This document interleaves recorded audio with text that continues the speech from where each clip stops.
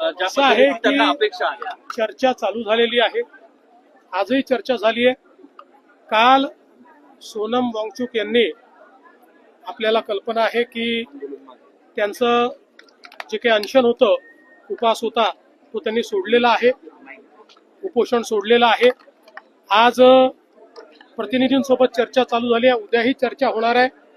चर्चेतनं मार्ग निघत असतो आणि विशेषतः देशाच्या प्रधानमंत्र्यांनी एक पाऊल पुढे टाकून या ठिकाणी कॉपीच्या विरोधात, या ठिकाणी पेपर फुटीच्या आणि पेपर लीकच्या विरोधात अतिशय कडक कायदा, त्यासोबत special courts, fast track courts आणि अपराध्यांना त्या ठिकाणी झडप बसवण्याकरता तात्काळ शिक्षा, हे जे काही विधेयक आणलेलं आहे, मला निश्चित विश्वास आहे की देशामध्ये आमची जी तरुणाई आहे त्या तरुणाईला याच्यामुळे समाधान होईल।